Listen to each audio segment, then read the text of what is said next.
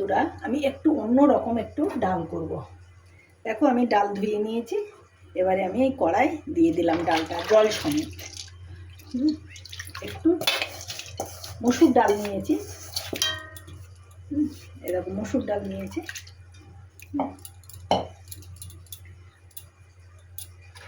গ্যাসটা আমি ধরিয়ে দিলাম, ডালটা সেদ্ধ তারপরে আমি রান্নায় আসছি। দেখো বন্ধুরা, ডাল কিন্তু সিদ্ধ হয়ে গেছে। আমি ডালটা একটুখানি আমি ভেজে দেবো। ডাল সিদ্ধ হয়ে গেছে, ডালটা একটুখানি ভেজে দেবো। মসুর ডাল অবশ্য এটা আস্তে আস্তে হয়ে যাবে। এবারে এর মতো হলুদ দেবো,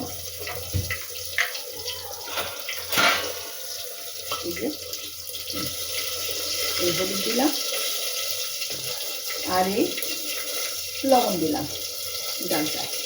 এবারে এর মধ্যে আমি গরম জল দেবো, কোনো ঠান্ডা জল আমি দেবো না, একটু গরম জল দেবো।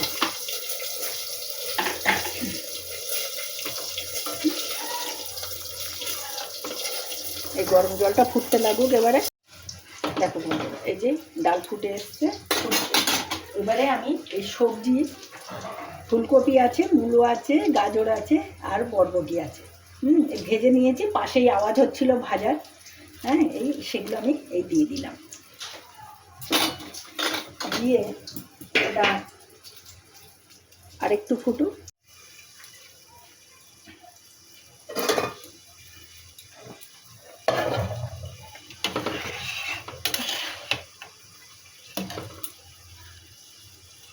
এটা কড়া পরিষ্কার করে নিয়ে বসিয়ে দিয়েছি।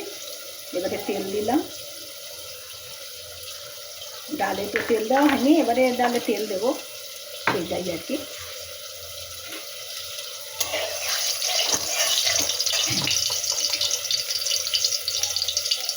তেলটা একটু গরম হোক। এই দেখো আমি তেজপাতা শুকনো লঙ্কা দিয়ে দিলাম একসঙ্গে।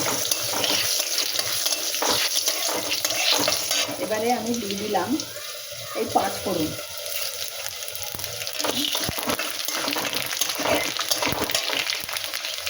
5 ফোড়ন হয়ে গেছে, তারপরে আমি দিয়ে দিলাম পেঁয়াজ। পেঁয়াজটা দিয়ে দিলাম।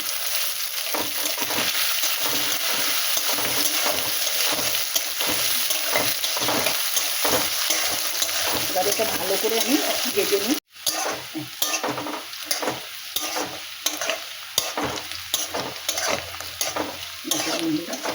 এরকম পেঁয়াজ ভাজা হয়ে গেছে, তার মানে তেলের মধ্যে দিলাম 5 ফোড়ন দিয়েছি, লঙ্কা, তেজপাতা আর পেঁয়াজ। এবারে আমি এর মধ্যে ডালটা আমি ঢেলে দেবো।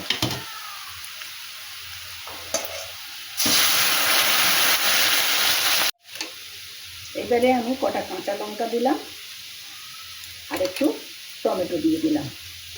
যেহেতু এটা সবজি ডাল করেছি, তবে নিরামিষ সবজি ডাল না, এটা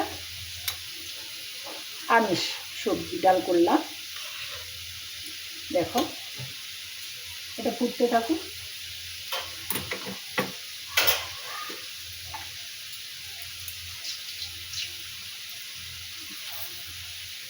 একটুখানি চিনি দিয়ে দিলাম।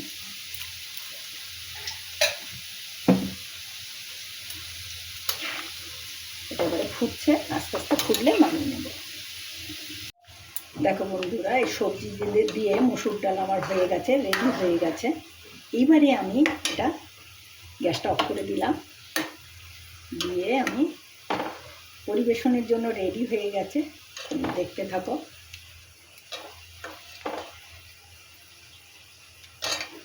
দেখো বন্ধুরা, মসুর ডাল সবজি দিয়ে করেছি, পরিবেশনের জন্য রেডি হয়ে গেছে। তোমাদের যদি ভালো লাগে এইভাবে ডালটা রান্না করা, তোমরা একবার ট্রাই করে দেখো।